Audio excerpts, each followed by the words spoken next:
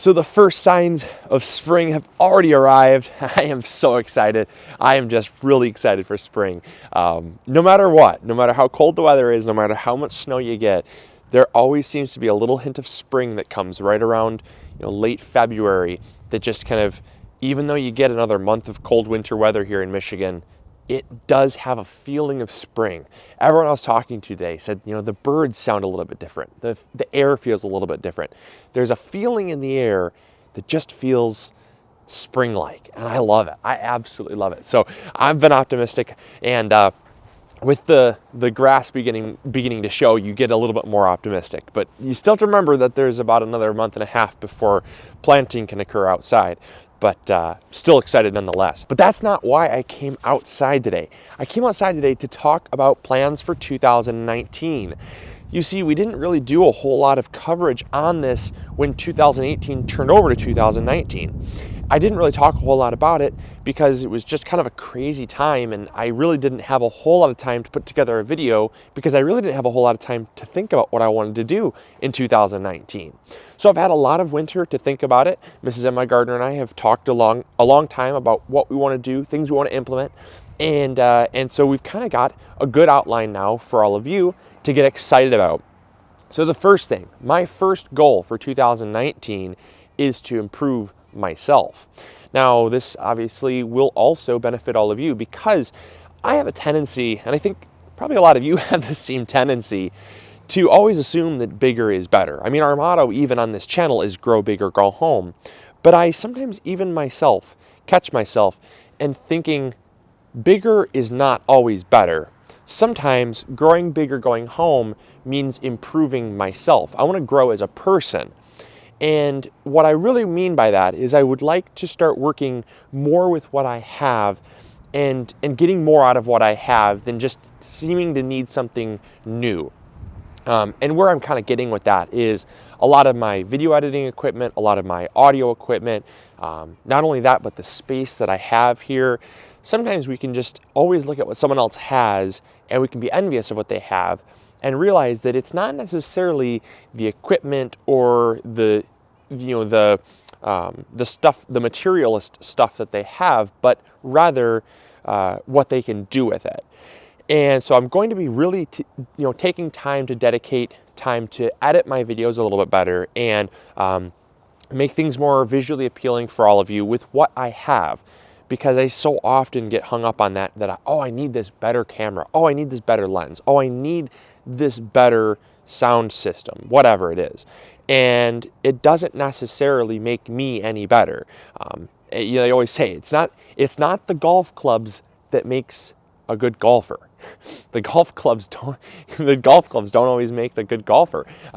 If you give Tiger Woods a 70-year-old pair of golf clubs, he'd probably still beat me any day on the links there. But anyways, aside from that, what else am I doing in 2019? Very excited about this. We're going to be adding on to the home orchard. So a lot of you have asked for more videos on the home orchard, and we are going to be delivering on that. I'm someone that really loves fruit trees. We do have 4 peach trees and a cherry tree. That's a tart cherry. And so I think we're kind of maxed out with peach trees.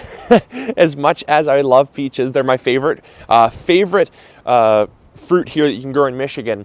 But I think I have enough, and you have to know when enough is enough. So I've got enough peach trees. I would like to get a sweet cherry because we do have a tart cherry, and you can't eat that fresh. It's just a little too tart for anyone's liking. It's good for pies and preserves and things like that, but I want a sweet cherry for fresh eating. Other than that, I really don't know what else I want. So I'm going to leave it up to you to let me know what you'd like to see in the comments box below. So other than a sweet cherry, there's another two trees that we can plant. We do have a block of fruit trees next to the house of 2 apples and 2 pears.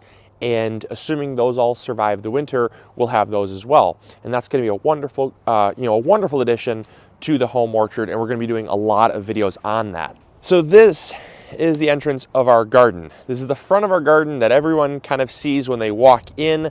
The side of our garden, when that's got fruit trees and stuff over it, it doesn't really look like an entranceway. That other side of the garden is not an entranceway at all because it's actually off to the edge of our property and then back that way there's a fence. So this is our entranceway. And it doesn't really look like an entranceway, and it doesn't really say, hey, welcome to my garden.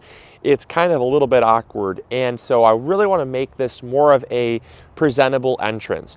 So one thing that we're going to do is I've always been very fond of an arbor, but I've never really decided on what type I want. And I think this year I've decided I would like just a regular archway arbor. I'm not a big square boxy arbor fan. It looks a little too Asian or too symmetrical for my liking. So I'm not going to go with like a pergola style arbor. I'm going to go with more of just a traditional European style archway. And I'm going to have that beginning here and extending all the way over here for about a 3 foot arbor space. And that's going to allow me to grow things up the arbor as well, such as grapes. Many of you have asked that I grow grapes, but I just have not had the means to do it. So now that is going to be our kind of inspiration behind putting the arbor in, is going to be growing grapes up it. That's going to be another addition to our fruit selection here on the homestead. And then also what I'm going to be doing is I'm really going to be focusing on edging this garden in better. In years past, I just really haven't minded because it was whatever, but I really want to make this look even more presentable. I think there is something to be said for a garden that is not only functional, but also aesthetic. And I think tying those two in together can really be a good example for what a garden can be. Because I can't tell you how many people have walked by and said, oh, your garden looks so beautiful. And I think to myself, wow, I really haven't done a whole lot to make it look beautiful, but it already is beautiful. So imagine if I actually put effort into making it look beautiful. So what we're going to be doing is we're going to be putting on a fresh load of mulch, and we're going to be doing a whole lot better job of just kind of tying the garden into the surrounding landscape. That might include a narrow fence line. That might include just doing a little bit more in terms of lining out our bushes and our trees, just things like that. But we're going to do something, I can promise you that. And the final thing that I'm so excited about for 2019, as my hands are freezing off, got to get this one out quick, is the yearly word. So a lot of you are probably thinking, what the heck is a yearly word? What do you mean? Well, a yearly word is a word that we assign every year to this channel that kind of sets the tone for what's to come. And years past, we had year of growth, year of sharing, year of production, which was last year. And this year is the year of diversity.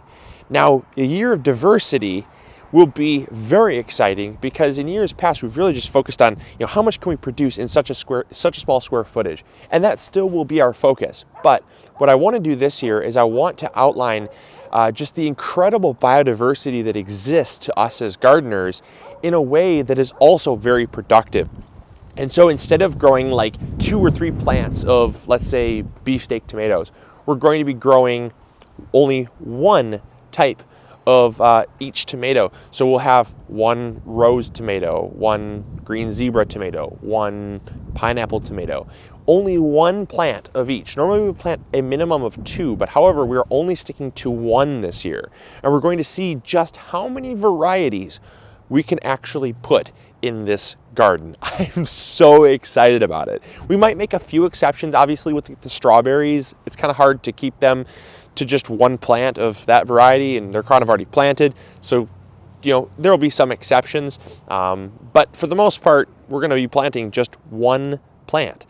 With beans, green beans are a little tricky. We might do like 3 or 4 of those because it gets a little difficult to get a whole lot out of like 1 small plant. But, we're going to stick pretty much to just 1 plant and see how many plants we can stick in this garden. So it'll be a lot of fun. I cannot wait. That's the thing that we've been just itching for. We've been, just kind of planning things out. It takes a lot of planning to get that out, but I'm very excited about it. So hopefully all of you are very excited about it as well.